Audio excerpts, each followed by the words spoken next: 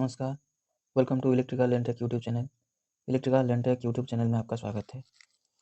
दोस्तों, आज इस वीडियो में हम चर्चा करने वाले हैं 2019 का cell attendant cum technician trainee का प्रीवियस ईयर का क्वेश्चन हम सॉल्व करेंगे। फिलहाल सेल राउरकेला स्टील प्लांट की तरफ से बहुत सारी वैकेंसी आ चुकी है अटेंडेंट कम टेक्नीशियन ट्रेनी और operator cum technician trainee post के लिए। तो फिलहाल इस वीडियो में हम अटेंडेंट कम टेक्नीशियन ट्रेनी का प्रीवियस ईयर का क्वेश्चन को हल करेंगे। तो चलिए शुरू करते हैं। पहला question, the forward bias voltage of silicon diode is about. The answer is C यानी 0.7 वोल्ट, ये डायरेक्ट आंसर है। तो फिलहाल सेकंड क्वेश्चन पे चलते हैं। Second question 2 number, international ohm a unit resistance is defined in term of, ये क्या हुआ? A column of mercury, B cube of carbon, cube of copper, cube of aluminium। तो चलिए इसको हम देख लेते हैं क्या है। ये देखिए इंटरनेशनल ओम दिया हुआ है। ये बताया है कि unvarying current DC column of mercury at the temperature of melting point of ice के मेल्टिंग पॉइंट 0 डिग्री में से डीसी करंट को फ्लो करेंगे किसमें ना 14.45 टू 1 ग्राम के 1 स्क्वायर mm के एरिया और 106.3 cm लेंथ के मेर्कुरी को रखेंगे, उसमें डीसी को फ्लो करेंगे अर्थात डीसी करंट को प्रोवाइड करेंगे। वो जो हमको जो रेजिस्टेंस मिलेगा उसको 1 इंटरनेशनल ओम बोला जाता है। तो इसमें राइट आंसर होगा ए यानी कॉलम ऑफ मेर्कुरी। तो चलते हैं 3 नंबर क्वेश्चन पर। देखिए, हाउ द कैथोड ऑफ ए जेनो diode is represented in its symbol. तो इसका आंसर होगा सी, जेड टाइप का सिंबल होता है, कुछ इस तरफ का रहता है, ये ऐसी तरफ का रहता है, तो इसका सिंबल जेड टाइप का होता है। चलिए आगे देखते हैं। तो 4 नंबर का question, 1 mega ohm resistance is equal to, 1 mega ohm का रेजिस्टेंस कितना होता है, यानी 10 टू द पावर 6 यानी 10 लाख ओम होता है। तो 10 लाख ओम मतलब 100000 किलो ओम के बराबर होता है, 1000 किलो ओम के बराबर होता है। चलिए नेक्स्ट क्वेश्चन को देखते हैं। 5 number, if the capacitor of a single phase motor is short circuited then the motor will be. 5 का आंसर होगा ए, यानी मोटर स्टार्ट ही नहीं होगा, क्योंकि हम जानते हैं single phase motor self started नहीं होता है, तो उसको कैपेसिटर के जरिए से स्प्लिट फेज करके स्टार्ट करना पड़ता है। अगर capacitor of a single phase motor short circuit हो जाता है तो मोटर स्टार्ट नहीं होगा। तो नेक्स्ट क्वेश्चन पे चलते हैं। If the frequency changes from 50 hertz to 100 hertz keeping voltage constant the inductive reactance of a coil connected to the supply, क्या होगा? एक्सेल। मतलब ये पूछा है एक्सेल के बारे में। हम फॉर्मूला जानते हैं एक्सेल का, Excel is equal to 2πfl, यानी वो बोला फ्रीक्वेंसी एफ अगर 50 से 100 होता है, बढ़ जाता है, तो उसका इंडक्टिव रिएक्टेंस क्या होगा, मतलब इसका इंडक्टिव रिएक्टेंस बिकम डबल। 50 से 100 हो गया फ्रीक्वेंसी, तो इंडक्टेंस भी उसके हिसाब से बढ़ जाएगा, डबल हो जाएगी, यानी सी इसका सही उत्तर होगा, बिकम्स डबल्ड। चलिए नेक्स्ट क्वेश्चन पर 7 नंबर का देखिए। If the speed of an alternator is reduced by half it generated EMF will be, यानी इसका फॉर्मूला है EB is equal to N is equal to proportional to EB by 5, अर्थात इसका speed back EMF से समानुपाती है और flux से व्युत्क्रमानुपाती है। तो इसका आंसर होगा इसका आंसर होगा EMF 1/2। अगर इसका speed of alternator is reduced by half तो इसका EMF क्या होगा? C, यानी 1/2। तो चलिए 8 नंबर क्वेश्चन पर, which of the following devices stores energy in the form of magnetic field, इसका आंसर होगा इंडक्टर C। अगर ये पूछता स्टैटिक चार्ज किस में स्टोर होता है तो ये इसका आंसर होता कैपेसिटर। चलिए नेक्स्ट क्वेश्चन पर, the capacity of refrigeration unit measured in, ये सब हम जानते हैं इसको, जो कैपेसिटी रेफ्रिजरेशन की कैपेसिटी टन में, रेफ्रिजरेटर की कैपेसिटी टन में होता है। देख लेते हैं क्वेश्चन नंबर 9, इसका टन में होता है। Answer A is the correct answer. तो चलते हैं नेक्स्ट क्वेश्चन पर। 10 नंबर का क्वेश्चन देख लेते हैं। Auto transformer is which has, auto transformer एक ही वाइंडिंग का होता है, प्राइमरी साइड ऐसा होता है, तो इसी में से टैपिंग करके ही सेकेंडरी साइड का निकाला जाता है, तो इसी में ओनली 1 वाइंडिंग होता है। 10 का A is the right answer. Next question पर चलते हैं। 11 number, the difference of potential between two terminal of a cell in an open circuit is called the dash of a cell. 11 number का question का answer क्या रहेगा? 11 number का question answer रहेगा B, यानी टर्मिनल में जो वोल्टेज दिखाया जाता है उसको टर्मिनल वोल्टेज कहते हैं, अर्थात पोटेंशियल डिफरेंस भी उसको कहते हैं।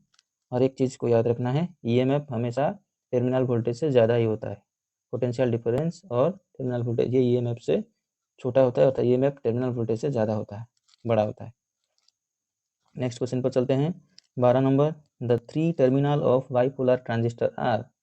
The right answer is emitter, collector and base. कुछ इस तरह का रहता है, ये रहा अपना बेस, ये रहा कलेक्टर, ये रहा एमीटर, इस तरह का रहता है। तो इसका सही आंसर हो गया बी, यानी एमीटर, कलेक्टर एंड बेस। चलिए 13 नंबर पर चलते हैं। The dummy coil in DC machine is used to. Dummy coil किस लिए यूज किया जाता है डीसी मशीन में? The answer is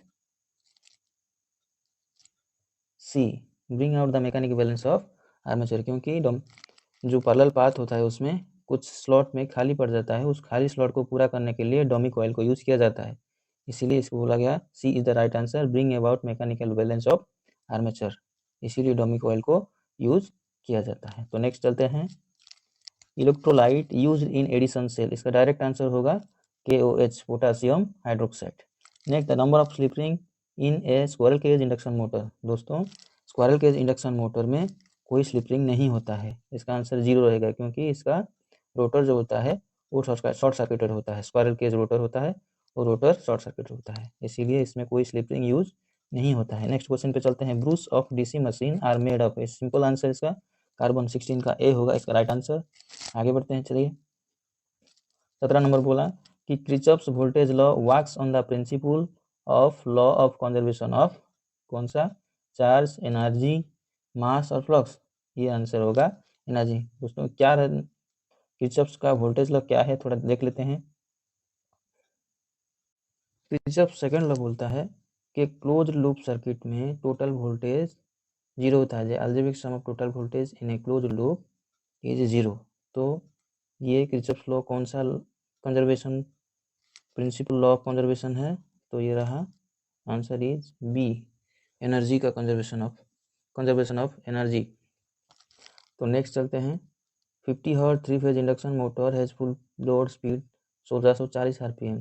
the number of pole is the motor is the right answer is 4। क्योंकि ये रहा हमारा 1440 को 1500 मान लेते हैं, 1500 स्पीड हुआ, तो N is equal to F into 120/P।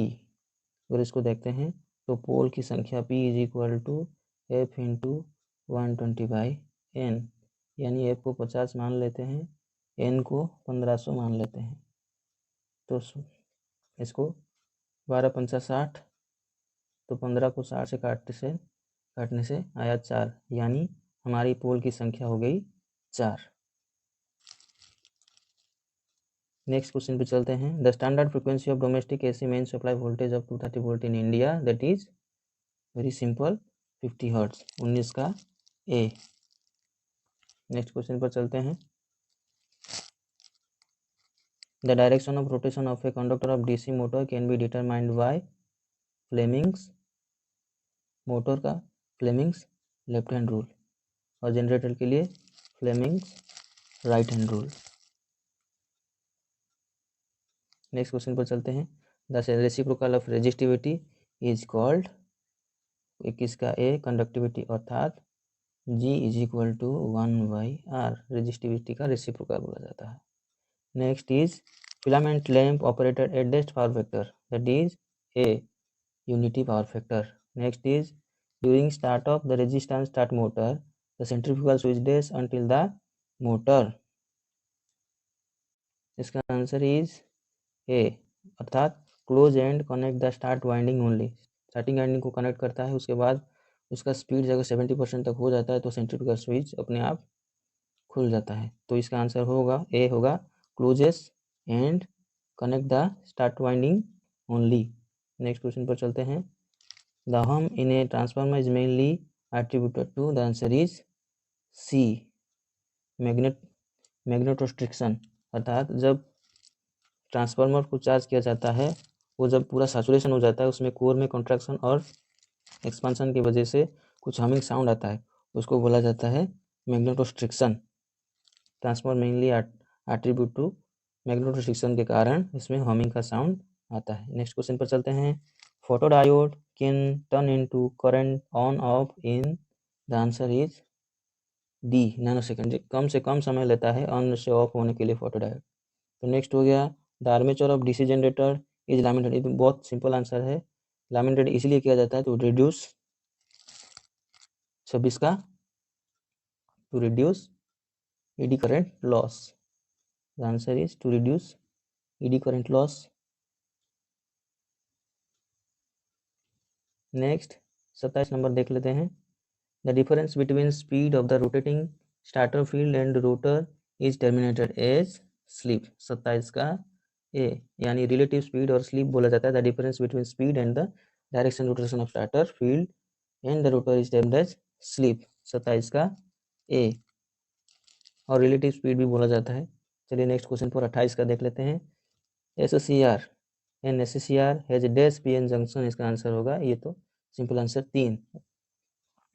चलते हैं 29 नंबर पर। The scale of a permanent magnet moving coil instrument is, 29 का क्या होगा आंसर, यूनिफॉर्म। यानी परमानेंट मैग्नेट का मूविंग कॉइल का इंस्ट्रूमेंट हमेशा यूनिफॉर्म स्केल का होता है। नेक्स्ट क्वेश्चन पर चलते हैं। The function of the breather in a transformer is, breather का फंक्शन क्या होता है देख लेते हैं एक बार।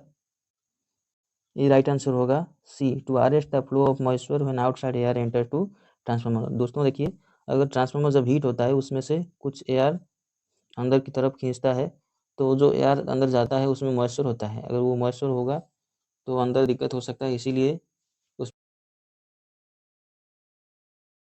ट्रांसफार्मर का ऑयल जब हीट होता है, अंदर से वो मॉइस्चर सॉरी एयर को खींचता है अंदर की तरफ। अगर एयर खींचता है तो उसमें मॉइस्चर होता है, और वो मॉइस्चर अंदर जाएगा तो दिक्कत हो सकता है, इसीलिए सिलिका जेल उसको अरेस्ट कर लेता है।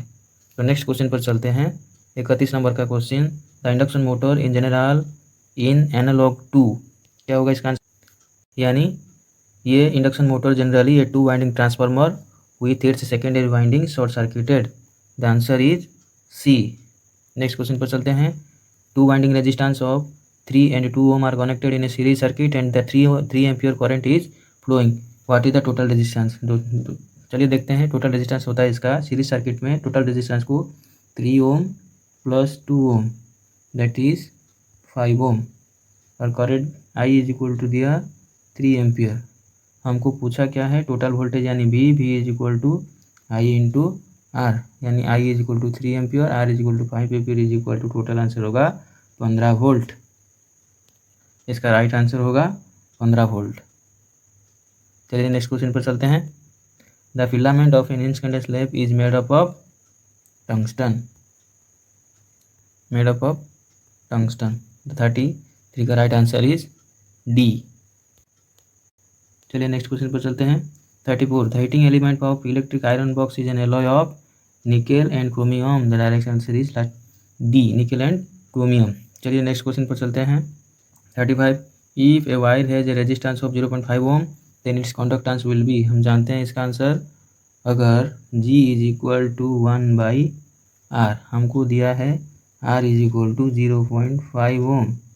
अगर हमको G निकालना है, R G निकालना है तो 1/R करेंगे। इसका मतलब 1/0.5, 1/0.5 हुआ, इसका मतलब हो गया 5/10, 1/5/10 इक्वल टू 10/5, यानी 2 साइमन या मो, MHO या साइमन होगा इसका आंसर, यानी 2 होगा राइट आंसर। एक बार फिर से समझा लेता हूँ, देख लीजिए एक बार। अर्थात G is equal to 1/R, यानी 1/0.5, इसका मतलब 10/5। 0.5 का मतलब होता है 5/10, यानी 10 को ऊपर ले जाएंगे तो 10/5 होगा। 10/5 इक्वल टू 2। G का अगर कंडक्टेंस का यूनिट होता है MHO, मो यहाँ SIEMENS साइमंस बोला जाता है। चलिए नेक्स्ट क्वेश्चन पर चलते हैं। 36 the resistance of 200 watt 200 volt lamp is, the right answer is 36 का बी। इसको कैसे, इसको एक बार देख लेते हैं। अर्थात हमको पूछा क्या है, रेजिस्टेंस R, मतलब R is equal to V square upon P, V is equal to voltage दिया 200 इंटू 200 बाई P, मतलब 200 को 200 कैंसिल हो गया तो टोटल बचा 200, यानी इसका राइट आंसर होगा बी, 200 ओम। नेक्स्ट क्वेश्चन पर चलते हैं। For frequency of 200 hertz the time period will be, यानी time period is F is equal to 1/t, F is equal to 1/t, यानी 1/200 is equal to 0.005 is the right answer. 37 का हो गया B. चलिए next question पर चलते हैं। CRT screen is coated with phosphor, इसको थोड़ा डिटेल में समझ लेते हैं।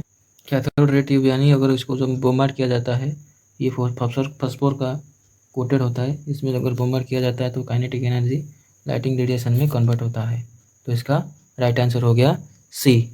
अब चलते हैं 39 पर। The number of parallel path in wave winding, that is A is equal to number of parallel path is equal to P in wave winding, sorry A is equal to P in lap winding, और parallel path A is equal to 2 in wave winding. इसका right answer होगा 2। 39 का A हो गया आपका right answer. A is the parallel path number is 2। Then 40 number हो गया। Clip on type meter is also called, that is D, यानी इसको टंग टेस्टर बोला जाता है। दोस्तों इस वीडियो में हम 40 क्वेश्चन कवर किए हैं। नेक्स्ट पार्ट में हम और 40 क्वेश्चन को कवर कर लेंगे। टोटल 80 क्वेश्चन पूरा कवर हो जाएगा, हल कर लेंगे। आशा करता हूँ ये वीडियो आपका हेल्पफुल हुआ होगा। हमारे चैनल को सब्सक्राइब करिए ऐसे नया वीडियो देखने के लिए, और वीडियो को लाइक ज़रूर करिए। Thank you so much.